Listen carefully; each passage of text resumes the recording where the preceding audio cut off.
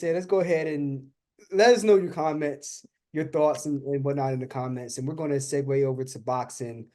This weekend, there was a lot of action this weekend in boxing. And one fight in particular, Artur Beterbiev faced off against Callum Smith, with Beterbiev defending his 3 belts at 175 as he looks to eye a big showdown against Dmitri Bivol, who has the last belt. I believe it's the WBC belt at 175.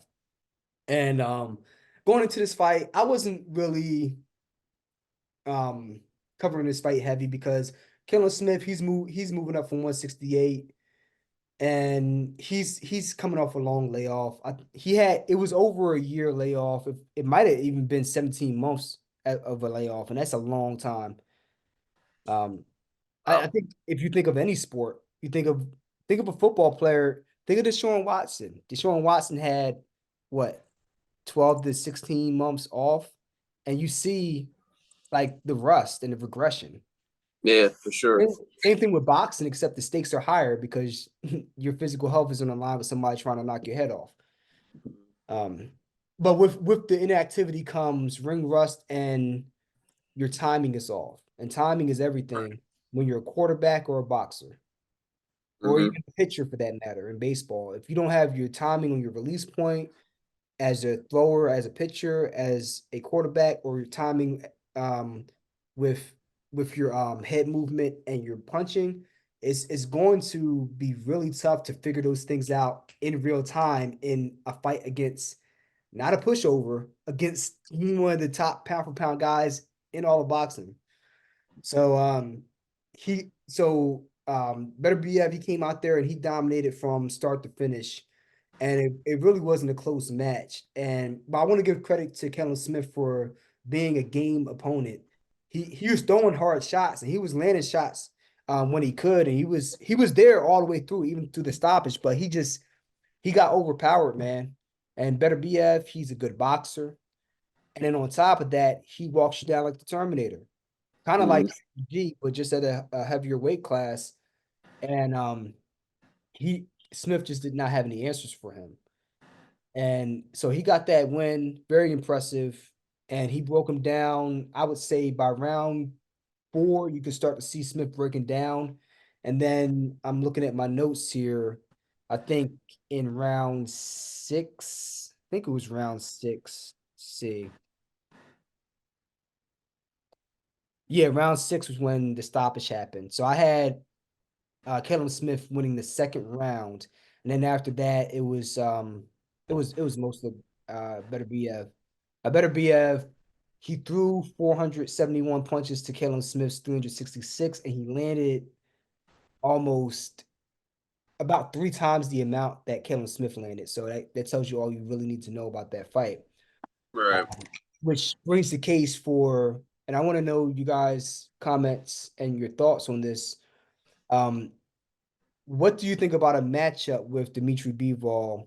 And I know you don't have a lot of insight on this, but for people watching, Dmitri Bivol versus Beterbiev, what do you guys see happening out of this matchup, and who do you favor? Because on one side, you have the monster, the myth, the legend, the boogeyman who walks you down, but who also has a good jab and good head movement. And he's a technical bot. He's a thinker. He's a thinker brawler. And then you got Dmitri Bivol, who has that shotgun jab from hell that we saw against Canelo Alvarez. That was the first time Canelo really had problems with a guy that was bigger than him, that had the stamina and had the ability to use his range and never stop throwing that jab, and just to be crafty with the combinations, moving in and out. So that's going to be an intriguing matchup for me. So I want to get people's thoughts on that. But that was the recap of that fight. And then on the undercard of that fight, Christian and Billy, he's next man up. People in the comments, let me know your thoughts about if you want to see him face Canelo, because he called out Canelo after that win over Murdoch. Murdoch, tough as nails, Aussie. He can't, my man from Australia, he is tough as nails. I don't know how he took all the shots he was taking, because at a certain point in both of those fights, it got scary, where it's just like, when is the ref or the corner going to step in? Because they're one punch away from like being outside the ring. Um, but impressive win by Billy. He's officially on my radar. I didn't even know his name before that fight. And as soon as I saw that undercard and he was throwing them bombs in the second round, he was getting pieced up a little bit early as he was trying to time Murdoch. But once he got that timing down, and he was like, he can't really hurt me. Man, that dude's a tank, man. Whew, that dude's a tank. So look him up too, Ryan. I sent you the Yeah, I'm gonna check him out, man. check out Beterbiev and check out Billy and tell me what you think. But I think I've seen between the two. Which two were you talking about? There was Benavidez. I get the name mixed up. Beterbiev and Dmitri Bivol.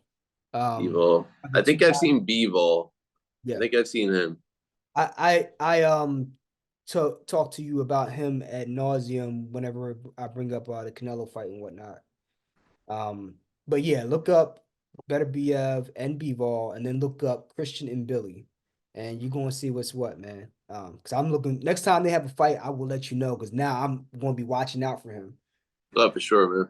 Second thing, Errol Spence, he is quiet no longer. And in addition to saying that he's back and he's looking to fight, news also broke this past week that he had eye surgery. He had a cataract removed from his right eye, the same eye that he had the detached retina in, I believe.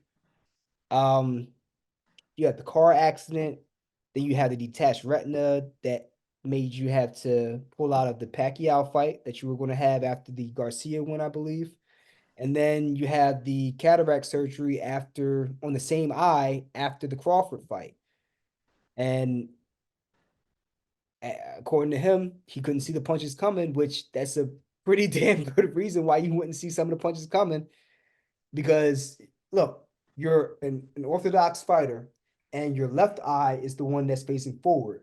However, having one eye closed, I can tell you from working on a confocal microscope day in and day out, just having one eye closed and trying to use that to visualize things in both planes of vision is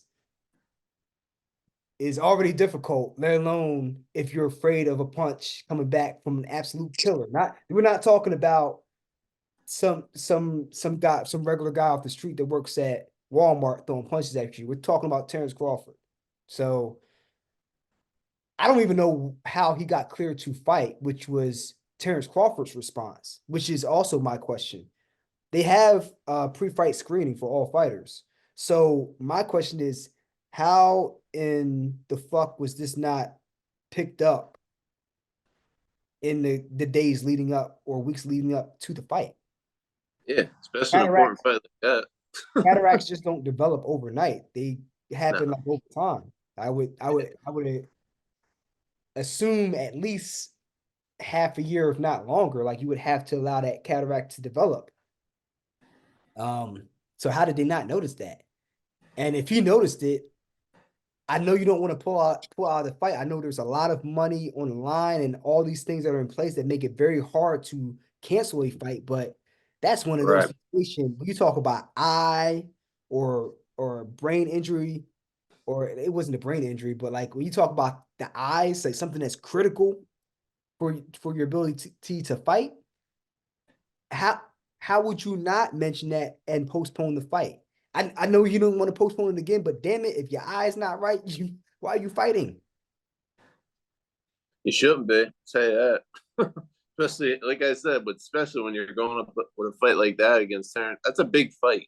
Yeah, Like, take that. Like, you got cataracts going on. Like, I mean, I don't know how you don't know that you got. Like you said, it's a developmental thing. It takes time to actually, you have it. Like, yeah. He didn't just decide to get the surgery to get this surgery um last month or over Thanksgiving.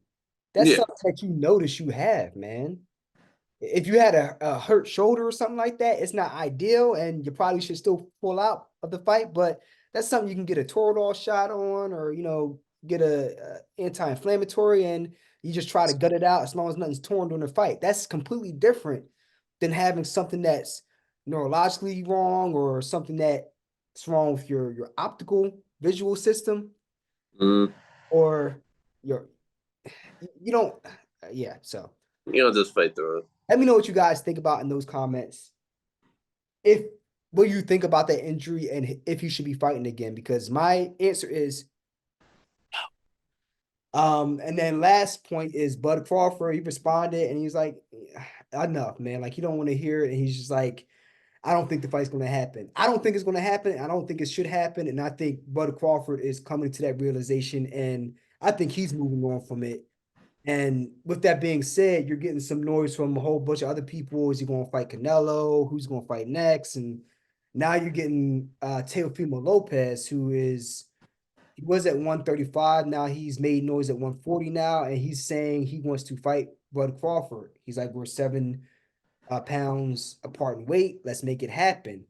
And again, Bud Crawford, I like his response because Teofimo, I love him too. He never holds his tongue, but he's like, man, you talking all that shit, but when I see you in person, you don't have the same energy, man. Like, get out of here. So I'm very intrigued to see how this is going to play out because if there's anybody that can drum up drama for a fight or can really annoy somebody, it's Teofimo Lopez. So let me know what you guys think. Like, do you think that that's a viable fight, or do you think that's just a pipe dream?